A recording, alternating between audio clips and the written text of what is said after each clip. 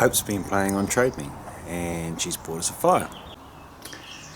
So here it is here, and it is cute as.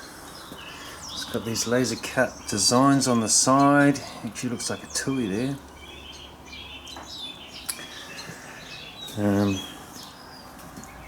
It's simply a welded assembly with steel. Now, it's got a few weird features. Obviously it's got a glass door, and the inside's pretty much looks like a fire. It's quite nicely done how it's got a backing there for where the door shuts against, although the door's not sealed. I'm not sure if that's a problem. The air control is a simple screw in, screw out thing, but it also has a glass ball inside it which will probably glow when the fire's running. And on top it has a removable hot plate, much like an old coal range or something. And you'll see inside has a double burner plate that will ensure that the heat comes out and makes a second pass over the top of that plate, which I guess will be very hot, to make the fire more efficient. Now it looks like that can slide forward to allow the smoke to go straight up the chimney for ease of starting. So it looks like a pretty cool design.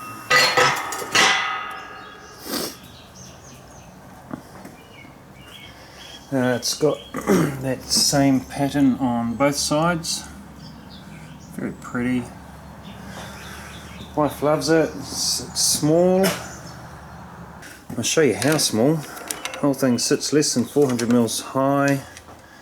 The firebox itself is only a couple of hundred mils wide, and it's about it's nearly 400 mils across the top of the hot plate. So you get a pot or something on top of there fairly reasonably, but it is only small, and so internally we're looking at small pieces of wood.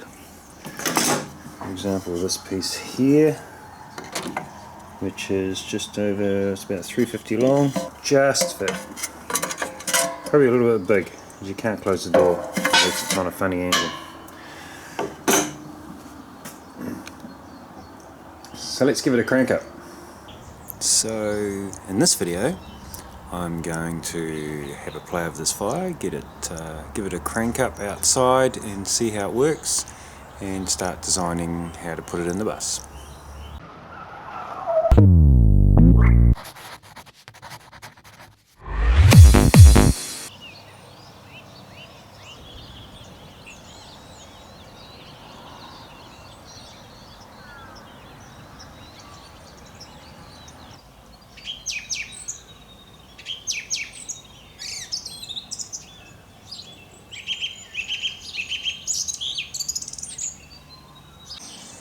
So for this test I have a few measuring tools, a pot of water, some big bits of wood, some medium bits of wood, some smaller bits of wood, and some kindling.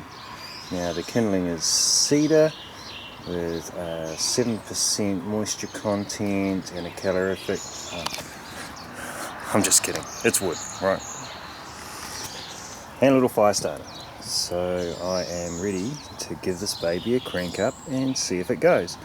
Now I've attached a short piece of flue, just one section of 100mm stainless flue and the end cap. Now the reason I put the end cap on is because it represents quite a restriction to flow, and with this short piece of flue it's not really enough to get a decent draw, and less than I'll actually have in the bus. It's not a true indicator of how it will operate in the bus, but if it works well with the short piece of flue, then it can only work better with a longer piece. Really do love that design. You can see it better out here. I'm sure that's a tui. Bit of panga.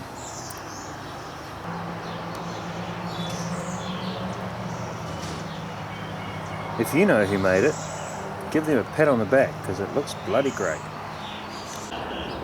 Ambient temperature about 5 degrees. Which means this firebox is about 5 degrees and there's no ash in the base to insulate the fire from the cold steel, so it could take a bit of starting. I don't actually know if this baffle plate slides for the purpose of starting, but it does make a bloody good idea, so that's how I'm going to use it. If so, good design, mate.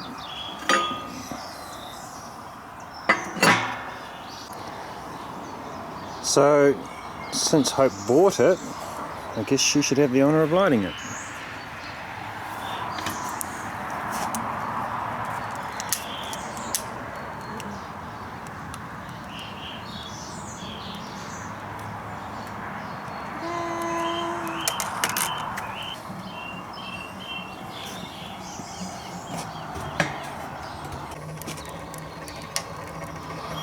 Certainly appears to work.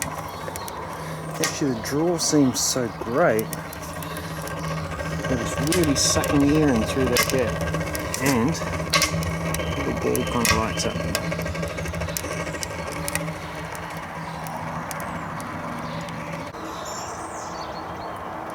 Chimney's working.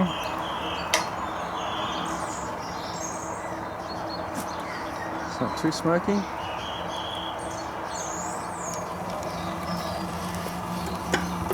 Hot plate's just starting to warm up, bearing in mind the flame's not actually going over it. The back of the fire's certainly getting warm, and the flue's got a bit of heat in it. So I've now slid the double burner plate back so that the flame must go over it and burn twice. Let's see if we can heat up some water.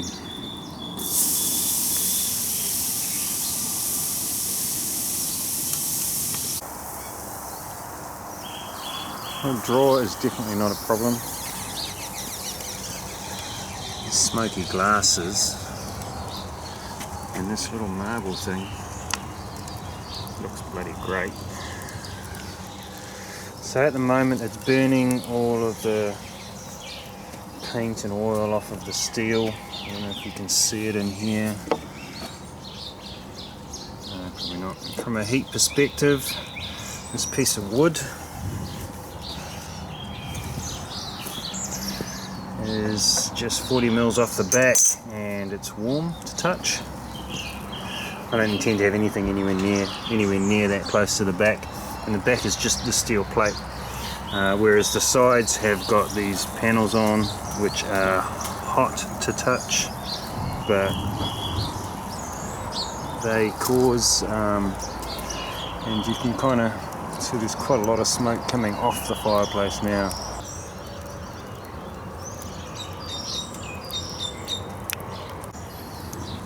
So it's still cranking quite good. It's got very hot underneath it, so I've put in a bit of fibre light there to protect the plywood.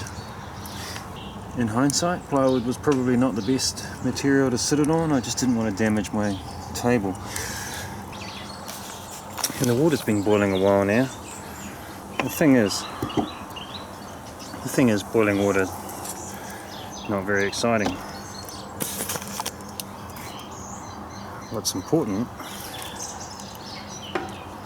is, can it make coffee? That's more likely how it will be used. There's a lot of heat coming off this now. You can feel it on my face from way back here. There's heat coming off from all sides. Less from the sides, but even then there's still a lot coming out of there. Still a lot of radiant heat coming out of those holes. There's an awful lot coming off the top, and the back is now very, very hot. It's probably too hot to have my hand maybe nearly 8 inches away. Well, not too hot, but it's very hot. So that could lend itself quite nicely to a brick or some sort of slab behind it to take in that heat and give it off slowly. this adjuster gets really hot. And then I am cranking it.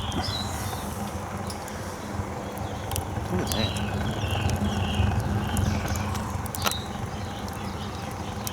Isn't that neat? So it works, it gets hot, doesn't catch fire, but most importantly, it makes coffee.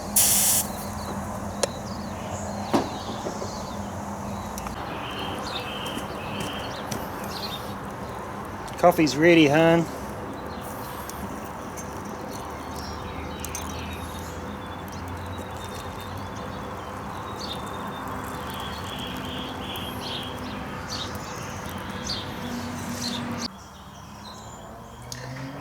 So slightly modified.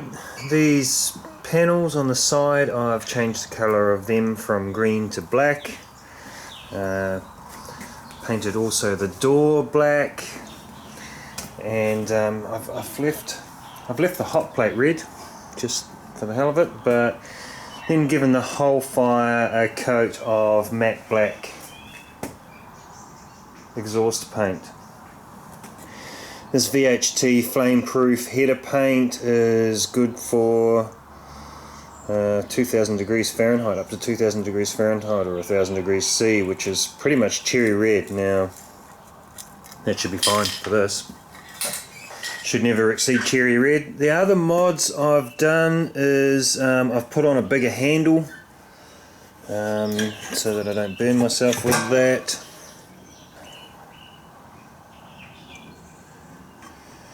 Pulled the door apart to paint it and resealed it, and I have welded up, I don't know if you can see in here, it's as ugly as anything. I've welded up this where it was broken off. I tried to remove the top. You may have already noticed that this is bent on the corner here. I wanted to remove the top and check that it was still sealed, but I can't get these screws undone. I can get most of them undone, but there's a few that I just cannot remove without destroying them, so have decided that was a bad idea. So now it's ready to go on the bus. So thanks for watching, hope you enjoyed the video. If you did, press the like and subscribe and all those buttons, and hopefully we'll see you again soon.